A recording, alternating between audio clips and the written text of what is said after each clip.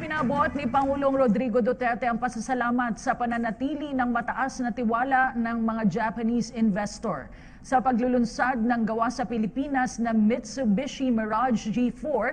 Sinabi ng Pangulo na ang paglalagak ng pamumuhunan na ito ay kumikilala sa kumpiyansa sa pamahalaan. Inilunsad ang Philippine-manufactured Mirage G4 sa Malacanang sa ilalim ng Comprehensive Automotive Resurgence Strategy o CARS program. Ang naturang pamumuhunan ay lumikha rin anya ng dagdag na trabaho at oportunidad para sa mga Pilipino. Dagdag pa ng Pangulo, maituturing na milestone sa Philippine car industry ang naturang investment ng Mitsubishi Motors na tumutulong na mapanatili ang matatag na ekonomiya ng ating bansa. Today, fresh from their plant in Santa Rosa, Laguna, we are witnessing the rolling off of the first of the 200,000 Mirage cars from Mitsubishi Motors Corporation that will be locally manufactured under the CARS program. Proudly, we can now say that the Mitsubishi Mirage, currently the second top-selling passenger car in the country, is made in the Philippines. May tuturing umanong tagumpay ang rally na isinagawa para suportahan si Pangulong Rodrigo Duterte sa Quirino Grandstand. Wala ring naitalang nasaktan o untoward incident ayon sa Department of Health at Philippine National Police. Ang ulat mula kay Kenneth Pasyente. Hindi natinag ang mga taga-suporta ni Pangulong Rodrigo Duterte kahit patirik ang sikat ng araw. Patuloy ang pag-antabay nila sa Quirino Grandstand sa Maynila. Ayon sa Head of Media and Publicity ng naturang event na si Bobby Brillante, maituturing na tagumpay ang naturang aktibidad dahil na rin sa dami ng dumalo at naging payapa ang idinaos na event. Anya, huwag umanong tumigil sa pagsuporta sa presidente, ngunit bantayan rin daw ito sakaling maligaw ng landas. Nagpapasalamat talaga tayo sa kanilang patuloy na pananalig sa presidente at gusto natin na lalong maging mayabong ang ating pananalig sa kanya at paniniwala. At hindi lang suportahan kundi bantayan din natin ang presidente na huwag siyang maligaw ng landas. Naroon din ang chairman ng Duterte Youth na si Ronald Cardema na nagpahayag ng damdamin matapos silang iharas ng grupo ni Jim Paredes kahapon. Ayon sa kanya, hindi sila titigil sa pagsuporta sa mga ipinaglalaban ng Pangulo. Nisip na lang namin, ba't kami matatakot? Kami yung mga kabataan sumusuporta sa Pangulo ng Pilipinas, di ba? Wala naman kami sinusuporta ang kriminal, drug lord o kahit anong terorista o armed group sa bansa. Ang sinusuportahan namin, Pangulo ng Pilipinas, Commander-in-Chief ng AFP, ng PNP. Ba't kami matatakot? Kumbaga kung meron dapat matakot, si Jim Paredes yun tsaka yung grupo niya, doon sa ginawa niya sa amin. Wala namang naitalang nasaktan sa vigil ayon sa mga kinatawan ng DOH at PNP dahil na rin sa mahigit 1,000 pulis na pinakalat sa paligid ng Quirino Grandstand. Overall po talaga, peaceful po talaga, naging successful po yung programa. Tinapos ang programa sa pamamagitan ng sabay-sabay na panunumpa ng mga tao habang nakataas ang mga kamao para sa patuloy na pagsuporta kay Pangulong Duterte. Nagpakitang gilas din sa pagkanta at pagsayaw ang MRRD-NECC Cordillera. Samantala, pagkatapos ng programa, kanya-kanyang pulot ng basura ang mga Duterte supporters at iniwang malinis at maayos ang Quirino Grandstand. Para sa PTV News, Kenneth Pasyente. Knockout sa mosyon ni Senador Manny Pacquiao ang 4 na senador na kilalang kontra sa Administrasyong Duterte. Tinanggal silang lahat sa kanilang pwesto at pinamumuno ang komite. Yan ang tinutukan ni Gam Sisante. Kakabukas pa lang ng sesyon ng Senado nang tumayo si Senador Manny Pacquiao upang hilinging tanggalin si Senador Franklin Drilon bilang Senate President pro tempore. I move that the position of the Senate President pro tempore be declared vacant. Ang ipinalit sa kanya, sinuoy Minority Leader Ralph Recto. Miyembro si Drilon ng Liberal Party na kritikal sa mga kaso ng pagpatay sa Administrasyong Duterte. Matapos ihalal si Recto, nagmosyon na si Pacquiao upang isa-isang tanggalan ng committee chairmanship ay iba pang miyembro at kaalyado ng LP. Si LP President Senador Kiko Pangilinan tinanggal bilang Agriculture Chair at pinalitan ni Senador Cynthia Villar. Si Senador Risa Hontiveros inalis bilang Health Committee Chair at pinalitan ni Senador J.V. Ejercito. Si Senador Bam Aquino tinanggal bilang Education Committee Chair at pinalitan ni Senador Chis Escudero. Hindi nanlaban ng mga senador na tinanggal, pero naniniwala silang pinagbabayad sila para sa pagtutol nila sa ilang nangyayari sa Administrasyong Duterte. If this is the price to pay to show up on the streets of EDSA, talking about democracy, talking about the issues of violence on our streets, if this is the price to pay, Mr. President, I gladly pay that price. Si Pangilinan hindi na raw nagulat sa nangyari matapos ipaaresto ang kapatido nilang si Senador Laila de Lima noong Biyernes. Posibleng konektado rin daw ito sa pagtulak ng LP Block sa Senado na pagsiritain si retired SPOT Arturo Las Cañas na nagsabing bahagi siya ng Davao Death Squad na binayaran ni Noy Mayor Duterte upang pumatay ng mga tao. Ang concern lang natin talaga, yung independence ng Senate ba ay nakokompromiso na? Ang Senado ba ay patungo na dun sa magbubulag-bulagan, magbibingi-bingihan? Wag naman at hindi tayo papayag. Kabilang na ngayon ng mga tinanggal na senador sa minority block ni Senador Antonio Trillanes IV na tatayo munang minority leader. Inaasahan ding sasali sa kanila si De Lima. Kung ang pananatili ko bilang miyembro ng majority, ibig sabihin magiging kasabwat ako ng isang administrasyon na nagpapakita ng karahasan at di pagrespeto sa karapatang pantao, then buong loob kong niyayakap ang pagiging miyembro ng bagong minority. Pag-uusapan pa raw ng bagong minority block kung sino ang magiging pinuno nila. Ang malinaw daw sa ngayon, magkaisa sila sa pagpuna sa di umano'y mga paglabag sa karapatang pantao at sa pagtutol sa mga panukala kagaya ng death penalty. Itinanggi naman ng Malacanang na may kinalaman sila sa mga pagbabago sa Senado. I think the policy of the President is not to interfere with the other branch of the government. If I hear right, those who replace the current LP senators are belonging to the same party. So, malayo yata yung alam mo, pakulo ng Malacanang. Jam Sisante, Nakatutok, 24 Oras. Tiniyak ni Pangulong Duterte na ligtas sa kulungan si Senadora Laila de Lima. Ayon pa ng Pangulo o ayon pa sa Pangulo, walang dapat ikatakot ang mga kritiko ng administrasyon kung hindi sila dawit sa droga. Nakatutok si Joseph Moro. Wala raw kinalaman si Pangulong Rodrigo Duterte sa pagkakaaresto ni Senador Laila de Lima noong isang linggo. Kung may susunod pa, hindi raw niya pinapakailaman ang trabaho ni Justice Secretary Vitaliano Aguirre. We are all spectators to what transpired in the days past. We leave it to the judgment of the nation to see who is lying and who is not.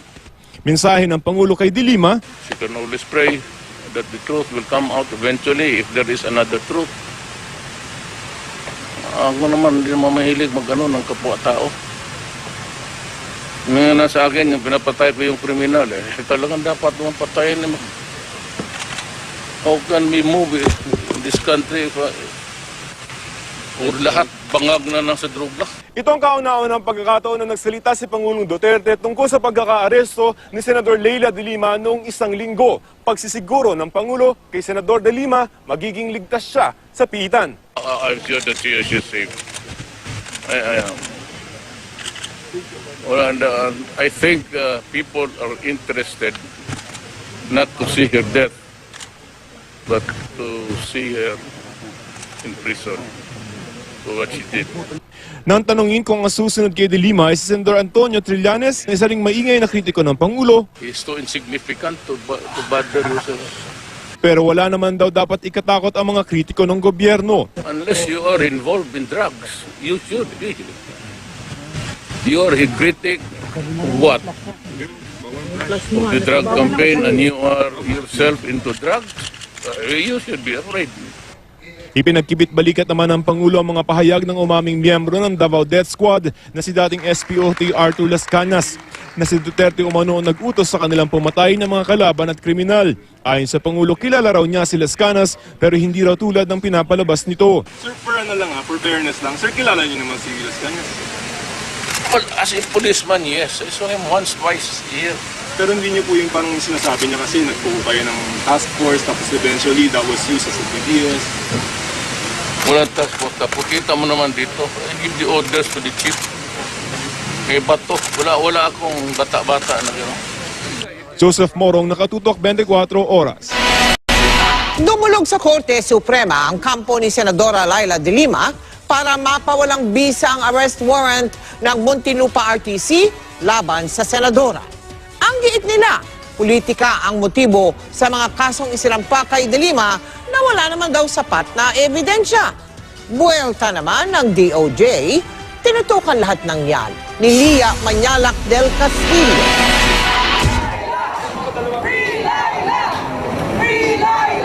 Nagmatcha muna kaninang umaga ang mga abogado at taga-suporta ni Senadora Laila de Lima bago naghain sa Supreme Court ng petisyon na humihingi ng status quo ante order o SQA. Gusto nilang mapawalang bisa ang warrant of arrest na pinalabas ng Muntinlupa RTC laban sa Senadora. Hindi raw kasi sila makakakuha ng patas na desisyon kay Judge Juanita Guerrero ng Muntinlupa Court Branch 204. Sa petisyon, tinawag nilang political persecution ang kasong isinampa laban kay de Lima. Wala raw sapat at malinaw na ebidensya laban sa Senadora. Nasaan ang droga na yan? Nasaan ang pera? O anumang konsiderasyon? Yung pong mga elemento ng isang krimen sa trading, sino ang nagbenta? Sino ang bumili? Nasaan ang droga at anong gramo nito? At saka consideration at saka saan ang aligasyon ng paggamit ng cellphone? Wala ho eh. Ang talagang intensyon lamang ng DOJ dito ay makulong si Senator de Lima, hindi na bali miski kalokohan yung pinag-uusapan. Wala kong ka-value yung mga testimonya nito ma-convict. Walang politika dyan, droga ang pinag-uusapan dyan, pangangalakal ng droga. Nananatili si de Lima sa loob ng PNP Custodial Center. Sabi ni PNP Chief General Bato de la Rosa, binisita niya ang senadora at tiniyak na ligtas ito sa loob ng kampo. Kung security yung problema mo, ma'am, very secured ka dito. Wala kang problemahin. Safe na safe ka. Tinanong ko pa nga na kung okay lang ba sa kanya yung kwan. Sabi ko, di ba ma'am, may asthma ka? Kung okay lang sa'yo yung... Bago kasi pintura yung wall doon, yung isang side. Sabi ako, okay, kaya mo doon niya, wala akong problema. Pinayagan din ni General Bato na magbantay kay de Lima ang mga taga-Senate Sergeant at Arms pero sa labas ng Custodial Center lang. Lia Manyalak del Castillo, Nakatutok, 24 Oras. House Committee on Justice Chairman Ray Umali inihayag na dapat irespeto ni Senadora Laila de Lima ang batas at ang proseso sa korte. Ang ulat mula kay Jervis Manang. Dapat daw igalang ni Senadora Laila de Lima ang batas. Ayon kay Justice Committee Chairman Ray Umali, na nanguna sa investigasyon ng Kamara sa pagkalat umano ng ipinagbabawal na gamot sa New Bilibid Prison na nagsimula ng pagkasira ng pangalan ng Senadora. Sabi ni Umali, ang nakatitiyak daw sa ngayon ay nakakulong si de Lima dahil sa umano'y pagkakasangkot niya sa drug trade. Tingin ni Umali, may jurisdiction naman ang Muntinlupa Regional Trial Court sa paghawak ng kaso ni de Lima. Kinwestiyon kasi ng kampo ng senadora ang jurisdiction ng kaso. Dapat daw, i-file ito sa ombudsman. Inihalin tulad ito ni Umali sa pagkakaso ni de Lima kay dating Pangulo at ngayon Congresswoman Gloria Macapagal Arroyo na isinampa rin ni de Lima sa RTC. If the argument is that she could not be covered by RTC Muntinlupa, how did it happen then that a warrant for the arrest of President GMA was issued by Judge Mupas then? Where do you draw the line now? Pero tila naghugas kamay si Umali. Wala na raw silang kinalaman sa pagpapaaresto kay de Lima dahil ang DOJ ang namahala sa pagbuo ng kasong ito. Giit ng kampo ni de Lima, bribery at hindi drugs ang dapat na isinampa sa kanya at sinabi nila na hindi tatayo ang kaso dahil sa corpus delicti o kawalan ng ebidensya. Date of interpreting the law is the function of the judiciary. As in fact, kahit sila hindi sila sigurado, sinasabi nila may not rise to drugs. So they're not even sure themselves. So sa kabila nito, inirerespeto pa rin naman daw ni Umali si de Lima. For me, I look at it as a case of mutual respect. No, I respect her in the same way as I expect her to respect me. Mag-brod at sis ang dalawa sa fraternity at sorority. Tulad ni Pangulong Duterte, pareho silang graduate ng San Beda. Dati ring kaanib ng Liberal Party si Umali bago lumipat sa PDP laban. labas na raw ang mga mambabatas na nag-imbestiga ng Bilibid drug trade sa kahihinatnan ni Senadora Laila de Lima. Mas pagtutuunan na lang daw nila ng pansin ang mas mahalaga nilang issue, ang pagpapasa ng panukalang ibalik ang death penalty. Base rin sa supermajority caucus, tanging drug-related charges na lang ang pwedeng mapatawa ng death penalty. Hindi napapatawan ng kamatayan ang plunder, treason at rape. Sa ganitong paraan, mas mapapadali daw ang pagpapasa nito. March 1 na boboto ang mga mambabatas kaugnay ng naturang panukala. Para sa PTV News, Jervis Manahan. Mga kapuso, naniniwala raw si Pangulong Duterte sa tinatawag na assessment o sa palagay ng tanggapan ng Solicitor General na hindi guilty si Janet Lim Napoles sa kasong serious illegal detention. Mismong ang Pangulo raw ay gustong mabaliktad ang hatol laban kay Napoles. Nakatutok si Sandra Aguinaldo. Kay Pangulong Duterte na mismo nanggaling. Nais ng kanyang administrasyong mabaliktad ang hatol na serious illegal detention laban sa tinaguriang pork barrel scam queen na si Janet Lim Napoles. Kung ako, i-dismiss ko rin talaga. I will move for the dismissal of the case. Because it is not our job to persecute. It is your job to prosecute. Sir, parang may hindi gusto yung ibang tao na ginawa ni OSG na parang in effect parang lawyering for Napoles. Parang I think he's right. I agree with because your job, even if you are the prosecutor, if you are, I have done that several times. Si Napoles ay nahatulang guilty sa pagkukulong kay Ben Herluy, ang whistleblower na nagbunyag ng 10 billion peso pork barrel scam. At isa sa pangunahing testigo sa mga plunder case na kinakaharap ni Napoles at 3 pang senador. Sabi ni Luy noon, dinetinis siya ni Napoles dahil sa kanyang nalalaman tungkol sa pork barrel scam. Inapila ni Napoles sa Court of Appeals ang hatol na guilty sa kasong serious illegal detention. Noong Agosto, nagsumite ng posisyon ang Office of the Solicitor General bilang abogado ng gobyerno na sang-ayon ito sa hatol na guilty ng korte. Pero noong isang buwan, nag-file ng manifestation ng OSG at kabaliktaran na ang posisyon nito. Kumbinsido na silang hindi guilty si Napoles sa serious illegal detention. It did not pass through me. I did not know it at that time. But later on, as I reviewed the rules, I said, why will I not be informed regarding other pleadings in the Court of Appeals? So there was a modification of the rules sometime in September. Yung manifestation, medyo alien yun dahil wala namang order. Nag-check po kami sa Court of Appeals, ano? Wala namang order requiring such manifestation. And there was no other incident that required or necessitated the filing of that manifestation. So nagtataka talaga din kami kung bakit biglang merong ganon at kontra doon sa appellee's brief. Sa kabila nito, pinag-aaralan daw ng kampo ni Luy ang posibilidad na pagsusumite ng kanilang sagot sa posisyon ng OSG. Hiwalay na kaso ang plunder sa serious illegal detention. Noong Agosto, sinabi ni Duterte na ipare-review niya ang kaso kaugnay sa pork barrel fund scam. Pero kanina, sinabi ng Pangulo na sa tingin niya, hindi pwedeng maging state witness si Napoles. I don't know. Because you must appear to be the least responsible.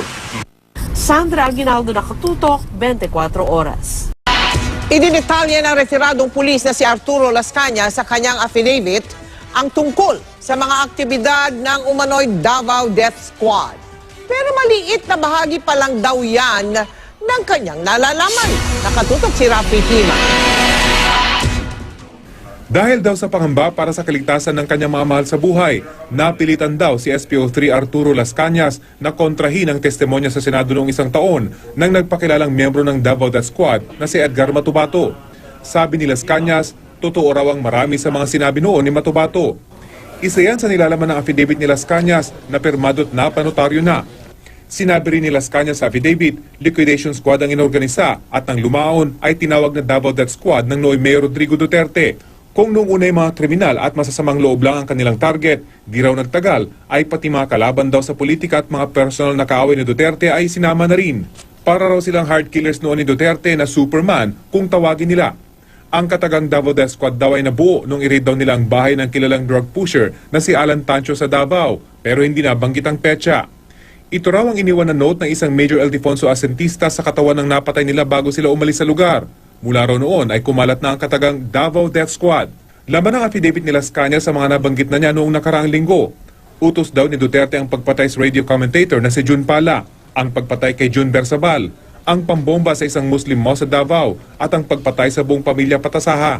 Pinangalanan din sa affidavit ang mga pulis na sangkot din daw sa Davao Death Squad.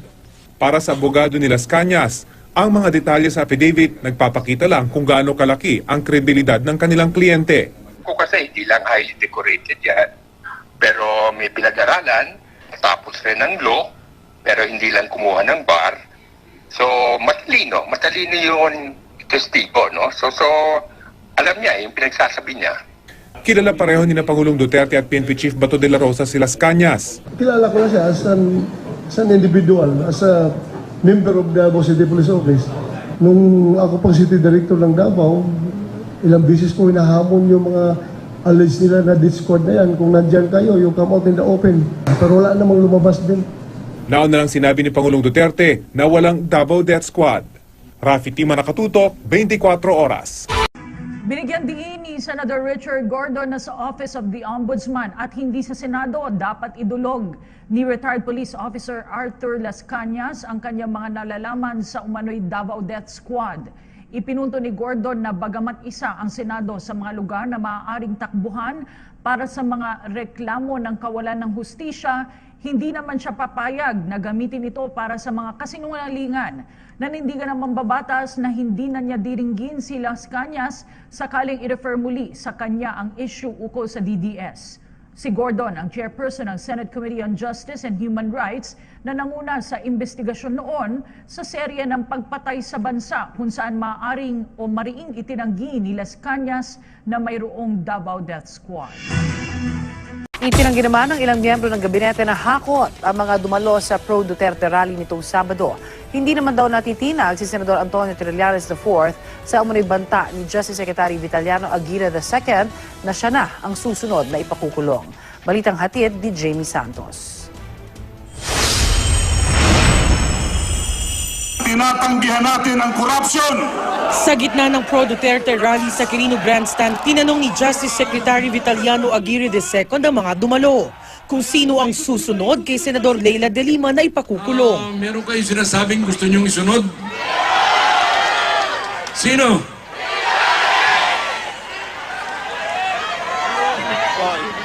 Tulungan ninyo ako, ha? Ang tila bantang ito ng kalihim, agad sinagot ni Senador Antonio Trillanes IV. Sa panayam ng Super Radyo DZBB, sinabi ni Trillanes na hindi raw siya patitinag. Alam nyo, sa totoo lang galing din ito mismo sa mga informante ko, kasama na si Las Cañas, na actually ako yung unahing dapat kasi gusto nga ako ipatumba, hindi kakasuhan kundi ipapatay. Sinabihan si Las Cañas yan after nung pagkapanalo ni Duterte, sinabihan na galit nga daw sa akin. So gusto ako ipapatay simulat sa pool. Nang tanungin kung matatapos kaya ni Pangulong Duterte ang kanyang termino, sagot ni Trillanes, sana hindi. Pasaring din ni Trillanes sa pamahalaan, naghakot lang daw ito ng mga dumalo sa ginanap na pro-Duterte rally. Kung ikaw nasa gobyerno, sa akin nga, payat yun. 200,000, kinubliga mo na yung mga local government maghakot ng tao. 200,000 lang na-produce mo. Mahina na. Nakuna ng GMA News ang mga BJMP bus na ito na may mga dalang Duterte supporter. Parang wala kaming ginamit na government vehicle. Maraming tumatawag sa akin. Sabi ko, kayo na, wala kaming pamasay na ibigay sa inyo. Wala kaming binigay na funding galing sa DILG. Sa kanyang tweet, itinanggi naman ni DSWD Secretary Judy Taguiwalo ang mga akusasyon na pinilit ang 4-piece beneficiary na dumalo sa pagtitipon. Iginiit din niyang kailanman ay hindi magagamit ang mga programa ng DSWD sa anumang kampanya o political agenda. Maging si Sueño, mariing itinanggi ang isyu sa paghahakot ng tao. Jamie Santos, GMA News. At sa iba pang balita, sabi po ni PNP Chief Bato, muli raw naging siga ang mga pusher at user mula nang suspindihin ng Pangulo ang kampanya kontra droga ng pulisya. Kaya hiniling ni Bato na ibalik ang kampanya kontra droga na tinugon ng Pangulo sa pamamagitan ng isang hamon. Nakatutok si Mariz Romay. Sabi ng Philippine National Police, sana ibalik na ng Pangulo ang kampanya kontra droga sa kanila. Habang suspendido kasi ang kampanya nila kontra droga, lumalala raw ang problema sa droga. Nagiging siga na naman daw ulit yung mga pusher, mga user sa kanilang lugar. Dahil sabi nila, wala naman pakialam ang PNP sa amin. Hindi na daw sila pinapakialaman ng pulis, kaya bumalik naman yung dating transaction, dating drug trade nila. So, kung pa pwede, we are ready to go back to war if given orders by the President. Mahirap naman daw kung si PNP Chief Bato Parao ang magre-rekomenda sa Pangulo na ibalik sa kanilang anti-drug campaign. Makasabihin niya, maghintay ka. Kaya alam naman ng Presidente, the President is on top of the situation. Pansamantala masuspendido ang operasyon ng pulisya kontra droga, patuloy pa rin nilang hinihiling ang tulong at kooperasyon ng publiko para makahanap ng tunay na epektibong solusyon sa pagsawata sa droga at sa iligal na operasyon ito sa lipunan. Nang iutos ng Pangulo na suspendihin ang operasyon kontra droga, pinasimulan rin ang paglilinis sa hanay ng PNP na ayon sa Presidente ay rotten to the core. At kung ang pagiging malinis ng PNP ang gagawing basehan para maibalik ang kampanya kontra droga, that will take maybe eternity. Dahil sa ngayon talaga, never-ending process yan. Kanina nang magsalita sa palasyo, tila may hamon muna si Pangulong Duterte sa PNP. De La Rosa's job is to look for young men in the PNP who are imbued with patriotic fervor to serve their country. Give me for the men that I can trust to handle the campaign.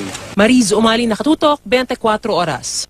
Iginiit naman ng nakagirian ng musikerong si Jim Paredes sa EDSA People Power Monument itong Sabado na wala silang intensyong manggulo sa selebrasyon ng People Power Revolution. Nanindigan naman si Paredes na hindi siya magpapaumanhin sa grupo. Ang mainit na balita hatid ni Maki Pulido.